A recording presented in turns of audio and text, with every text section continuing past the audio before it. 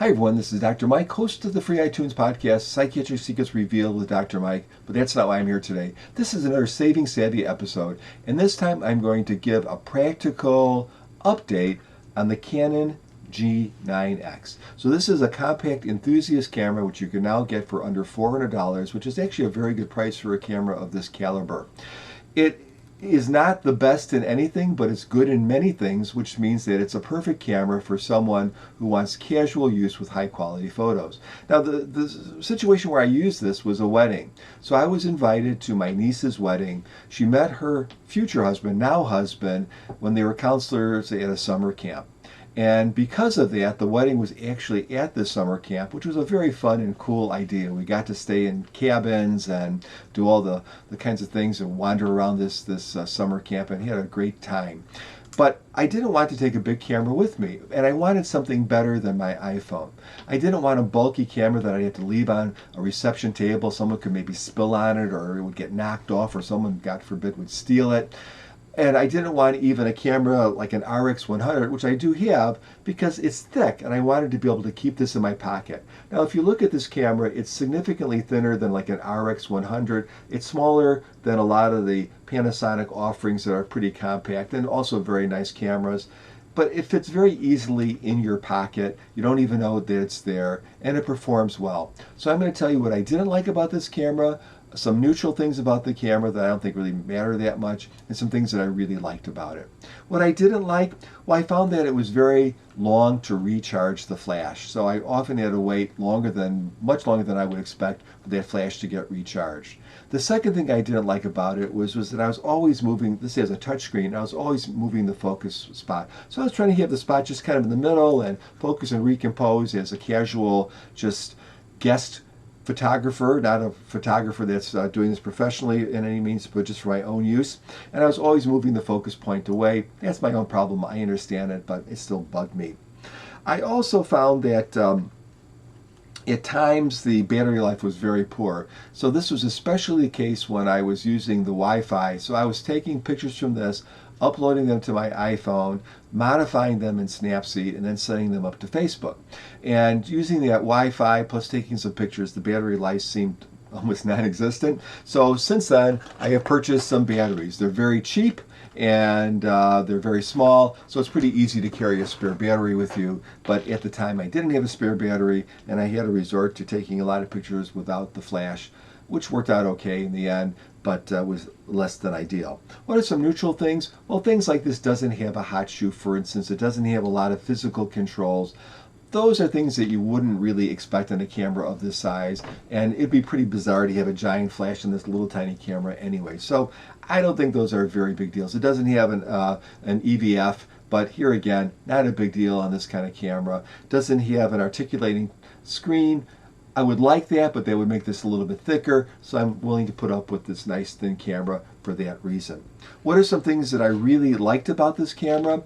Well, I found that even though I said I didn't like the touchscreen, I also really like the touchscreen because you don't have a lot of physical controls. Many of your controls are turned on or off by the touchscreen, and it's done very, very well on this camera. So I had no problems touching and moving things. It was very responsive and worked very, very well. So the touchscreen, my nose would get in the way when I would be looking, or my fingers would get in the way, but I also really liked it too. I thought the image quality was quite nice, what you'd expect from a 1-inch sensor, certainly a step above a compact camera, reasonably good low light performance. A lot of my pictures were at 1600 ISO, and they looked just fine, and I thought very good. And you have 20 megapixels, so you can absolutely crop a little bit, especially for social media and places where you probably post these sorts of pictures. I also found that it was very easy to use, and I really like the flash. Now, I know a lot of people that are professionals will say, oh, I never use the flash. I always use flashes on cameras, especially if I don't have a big flash with me for fill or other things. And even this little itty-bitty flash that does not bend backwards was wonderful to have in many instances, and I wouldn't want to have any other other thing with it because I just wanted this little light camera. So I was very glad the flash was there. It does a pretty good job. Naturally, like a little flash, if you're too close, it's going to give you some harsh light and maybe blow out the image a bit. But you can adjust that pretty easily, and either adjusting settings in the camera or even just diffusing it a little bit by using a business card or something on the flash. Thought the Wi-Fi worked well enough for what I needed it to do, which was to transfer the pictures from the camera to my iPhone. And what I would say with that is that naturally with the iPhone it's a little bit of a setup because there's no near field communications that you can use, at least in that way. And so you had to kind of find the network and do that, then load the app. But simple, just a little time consuming. So what I'm going to do now is I'm going to show you some photos that I took. Now these are modified photos because these are real photos that I took and then posted. So this is like a real world thing. So if you want to see just stock photos or photos that I haven't been modified in any way, find that somewhere else.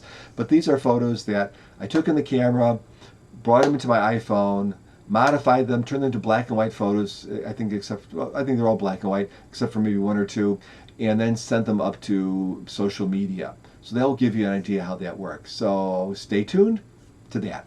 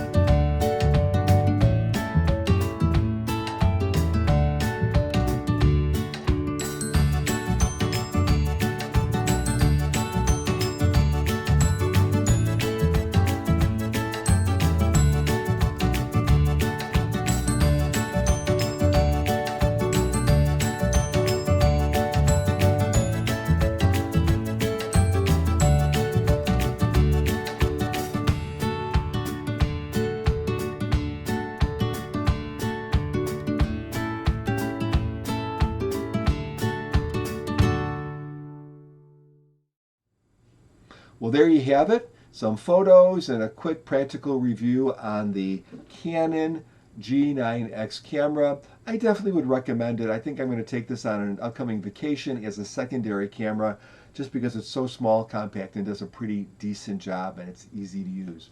Take care, everyone, and if you get some time, please give my absolutely free podcast a listen. You can find it on iTunes. It's called Psychiatric Secrets Revealed with Dr. Mike. I also do an experimental blog called drmikekuna.com, drmikekuna.com. It's a writing experiment. I'm trying to get more honest with my feelings and things in writing in a public media with the idea of someday maybe writing something a little more serious. And I'm just saying how brave I can be by being honest in a blog. So if you want to learn a little bit more about me, you can do that. Bye.